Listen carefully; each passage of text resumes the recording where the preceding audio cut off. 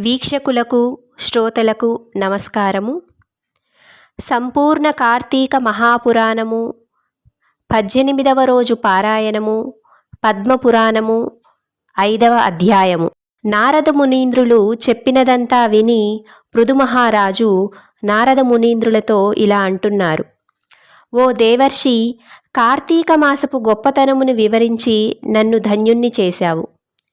అదేవిధంగా స్నానాది విధుల్ని, ఉద్యాపన విధిని కూడా నాకు యథావిధిగా తెలియజేయమని కోరగా నారద మునీంద్రులు ఈ విధంగా చెబుతున్నారు: ఓ మహారాజా, ఈ కార్తీక వ్రతాన్ని అశ్వీయుజ శుద్ధ ఏకాదశి నాడే ప్రారంభించాలి.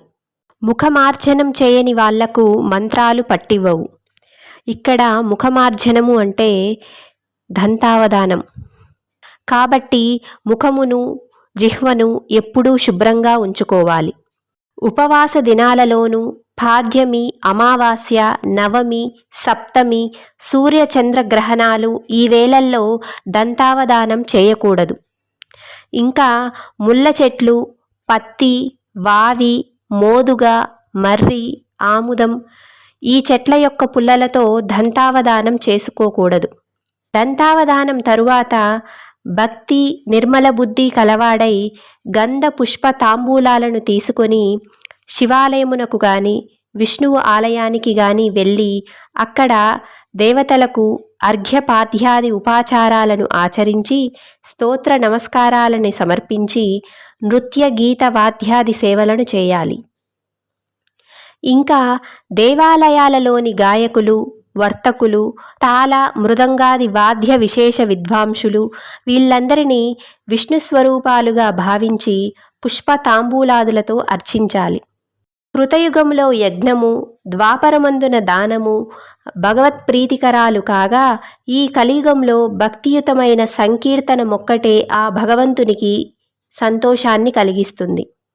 హరిహర, దుర్గా, గణేశ, సూర్యారాధనలకు ఉపయోగించని పువ్వుల గురించి నారద మునీంద్రులు ఇలా చెబుతున్నారు: ఓ రాజా, దిరిశెన, ఉమ్మెత్త, గిరిమల్లి, బూరుగ, జిల్లేడు, కొండగోడు పుష్పాలు కానీ లేక తెల్లటి అక్షింతలు కానీ విష్ణువుని పూజించుటకు పనికిరావు. అదేవిధంగా జపాకుసుమాలు, మొల్ల పుష్పాలు, దిరిశెన పువ్వులు, బండి గురువింద పువ్వులు, మాలతీ పుష్పాలు ఇవి ఆ పరమేశ్వరుడిని పూజించుటకు తగవు. ఎవరైతే సిరి సంపదలు కావాలని కోరుకుంటున్నారో అటువంటి వారు తులసీ దళాలతో వినాయకుడిని, గరికతో దుర్గాదేవిని, అవిసె పువ్వులతో సూర్యుడిని పూజించకూడదు. ఏ ఏ దేవతలకు ఏ ఏ పువ్వులు శ్రేష్టమైనవో వాటితోనే పూజించాలి.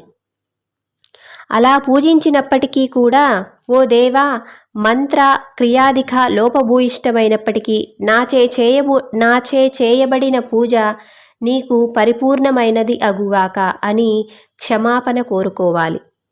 ఆ తరువాత దైవానికి ప్రదక్షిణ నమస్కారాదులను ఆచరించి పునఃక్షమాపణలు చెప్పుకొని నృత్యగానాది ఉపచారాలతో పూజను సమాప్తి చేయాలి. ఎవరైతే కార్తీక మాసములో ప్రతి దినము రాత్రి శివపూజను గాని, విష్ణువు పూజను గాని ఆచరిస్తారో వాళ్ళు సమస్త పాపాల నుండి విడివడి వైకుంఠాన్ని పొంది తీరుతారు. ఇంతటితో 5వ అధ్యాయము సమాప్తము. 6వ అధ్యాయము. ఇంకా నారద మునీంద్రులు పృథు మహారాజుతో ఈ విధంగా చెబుతున్నారు: ఓ రాజా, వ్రతస్థుడు మరో 2 ఘడియలలో తెల్లవారుతుందనగా నిద్రలేచి శుచి అయి నువ్వులు, దర్భలు, అక్షతలు, పువ్వులు, గంధము తీసుకొని నది వద్దకు వెళ్ళాలి. చెరువులలో గాని, జలాశయాలలో గాని, నదులలో గాని, సాగర సంగమాలలో కాని స్నానం చేస్తే ఒకదానిని మించి మరొకటి 10 రెట్ల పుణ్యాన్ని ఇస్తుంది. ఏ పుణ్యతీర్థంలో స్నానం చేసినా అంతకు 10 రెట్ల ఫలం కలుగుతుంది. ముందుగా విష్ణువును స్మరించి స్నాన సంకల్పము చేసి దేవతలకు అర్ఘ్యాలను ఇవ్వాలి. అర్ఘ్యాలను ఇచ్చిన తరువాత దైవ ధ్యాన నమస్కారాలను చేసి, ఓ దామోదర, ఈ జలమందు స్నానము చేయుటకు నేను ప్రయత్నిస్తున్నాను. నీ అనుగ్రహం వలన నా పాపాలన్నీ నశించిపోవాలి.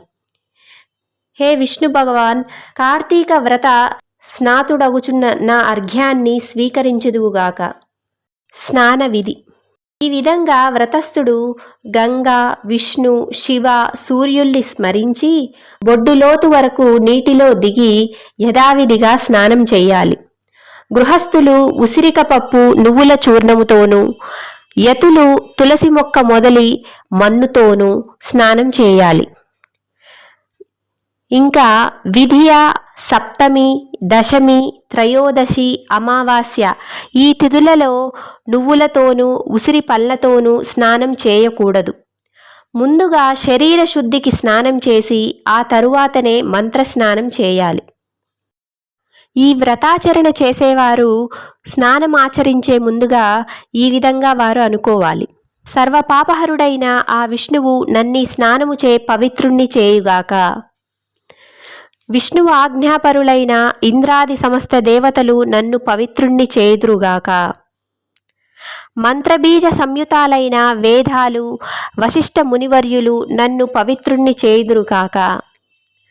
గంగాది సర్వ నదులు, తీర్థాలు, జలధారలు, నదులు, సప్తసాగరాలు నన్ను పవిత్రుణ్ణి చేయుదురుగాక. ముల్లోకాలలోనూ గల అరుంధతి ఇత్యాది పతివ్రతామ్మ తల్లులు, ఓషధులు, పర్వతాలు నన్ను పవిత్రుణ్ణి చేయుదుగాక. ఇలా మంత్రయుక్తంగా స్నానము చేసి దేవ, ఋషి, పితృతర్పణాలను విధిగా చేయాలి. కార్తీక మాసంలో పితృతర్పణ పూర్వకంగా ఎన్ని నువ్వులైతే విడవబడుతున్నాయో అన్ని సంవత్సరముల పాటు పితృదేవతలు స్వర్గంలో నివసిస్తున్నారు. ఆ తర్పణానంతరం నీటి నుండి తీరానికి చేరి సంధ్యావందనాలను నెరవేర్చుకొని విష్ణు పూజను చేయాలి. ఆర్ఘ్యమంత్రము. ప్రతిపత్కార్తీక మాసే స్నాతస్య విధినా మమ గృహానార్ఘ్యం మయా దత్తం రాధయా సహితోపరే.